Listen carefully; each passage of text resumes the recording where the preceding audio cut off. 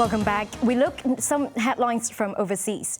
Australian Prime Minister Scott Morrison said that he was open to relocating its Israeli embassy from Tel Aviv to Jerusalem, recognizing the holy city as Israel's capital. If it goes ahead, the gesture follows a similar move by the US earlier this year, which is expected to anger Muslim communities around the world. Seher Asaf reports. Following the footsteps of the U.S., Australia announced that it would consider recognizing the deeply contested city of Jerusalem as Israel's capital. Australian Prime Minister Scott Morrison said that he is open-minded about moving its embassy from Tel Aviv to Jerusalem. We are committed to a two-state solution, but frankly, it hasn't been going that well. Not a lot of progress has been made. And you don't keep doing the same thing and expect different results. The statement follows U.S. President Donald Trump's decision to relocate the U.S. Embassy from Tel Aviv to Jerusalem in May, a move that enraged Palestinians, the Arab world, and its Western allies. But Morrison insisted that the U.S. had not pushed Australia to follow its lead.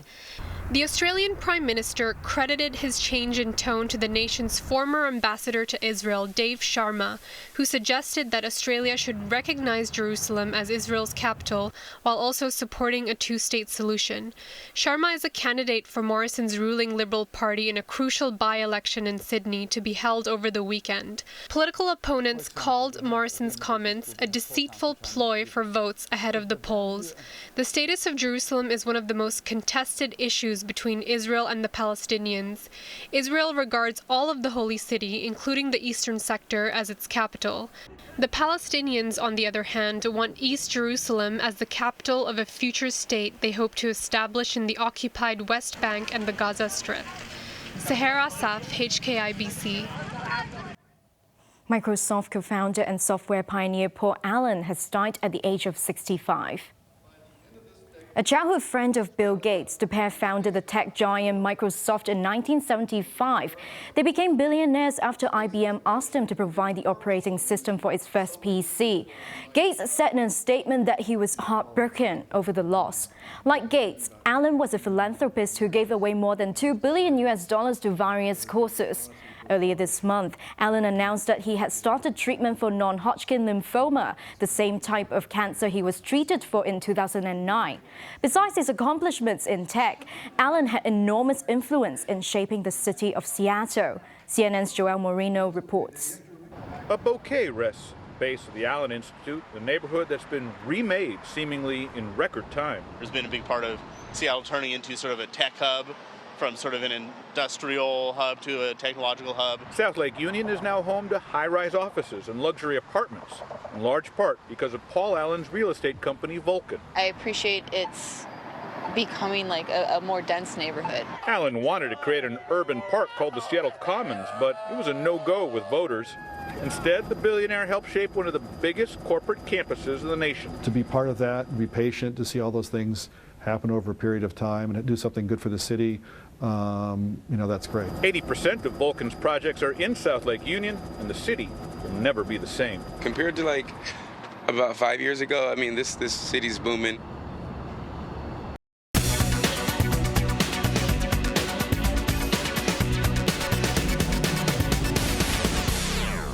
China's factory gate inflation slows for a third straight month in September, adding to the pressure for the world's second biggest economy. China might have started paying the price of an escalating trade war with the US, at least from the latest government data. The Producer Price Index for September, a gauge of industrial profitability, was up 3.6% from a year ago, compared to a 4.1% increase in August. It was the third consecutive month the mainland producer price inflation showed signs of slowing economic momentum. However, consumer inflation accelerated for a fourth month in September, with food prices jumping by the most since February. The Consumer Price Index rose 2.5% from a year earlier, compared to a 2.3% gain in August.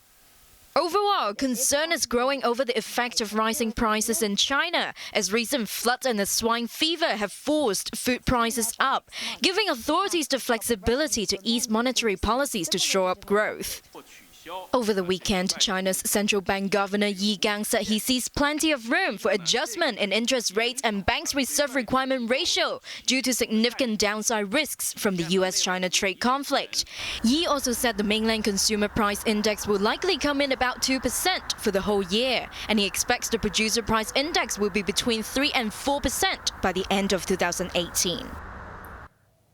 The U.S. government ended the 2018 fiscal year with its highest deficit in 6 years as tax cuts have restrained government revenue gains. The deficit stood at $779 billion in the fiscal year ended on September 30th, 17% more than the deficit recorded in fiscal 2017. Deficits usually shrink during economic booms because strong growth leads to increased tax revenue. But in the past fiscal year, a different set of forces was at play as economic growth sped up in the U.S. Interest payments on the federal debt and military spending increased rapidly, while tax revenue failed to keep pace as the Republican tax cuts for both individual and corporations kicked in. Now let's take a look at the markets. Hang Seng Index closed up 17 points today. Top 10 active stocks in Hong Kong: Tencent down $1.40, Ping An up 5 cents, CCB up 2 cents. HSBC up 5 cents, Bank of China remains unchanged, and ICBC up 2 cents. Forex trading against Hong Kong dollar, euro is currently at $9, Japanese yen at 69.87, Canadian dollar at $6, and Aussie dollar at 5.59. Over in the UK market, FTSE 100 is currently up 30 points. Over in the US, Dow Jones currently up 372 points and S&P 500 up 39 points.